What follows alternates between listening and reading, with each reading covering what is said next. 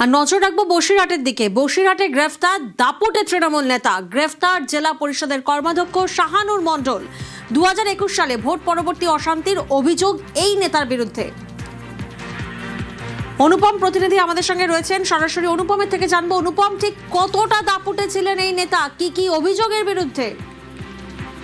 দেখো, এই যে গ্রেপ্তার হয়েছে শাহানুর মণ্ডল, ইনি হচ্ছে উত্তর 24 পরগনা জেলা পরিষদের খাদ্যের কর্মকর্তা এবং বসিরহাট দক্ষিণ বিধানসভার অন্যতম দাপুটে তৃণমূলের নেতা। একে আজকে সকালবেলায় বেঙ্গল পুলিশের এসওজি অর্থাৎ স্পেশাল অপারেশন গ্রুপ তারা গ্রেপ্তার করেছে। একদম সাতক্ষীরা যে বাজার, সেই সাতক্ষীরা বাজার থেকে গ্রেপ্তার করেছে এবং আজকে থেকে বসিরহাট মহকুমা আদালতে তোলা হবে বলে কিন্তু আমরা জানতে পেরেছি।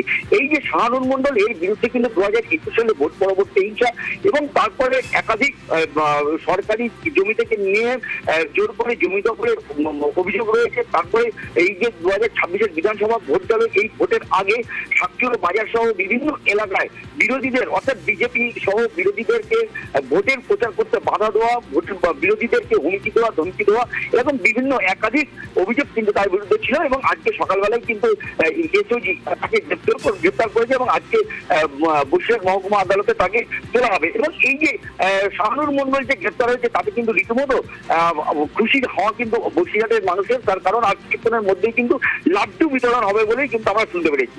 বেশ।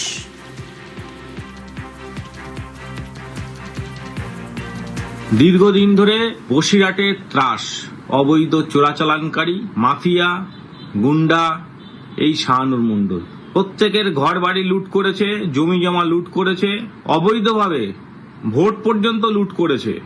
পঞ্চায়েত ভোট হতে দেয়নি, বিধানসভা ভোটে সেখানে ভোট লুট করেছে। সেই শাহানুর মণ্ডল যখন আজকে গ্রেপ্তার হয়েছে, আমরা আজকে খুব খুশি হয়েছি।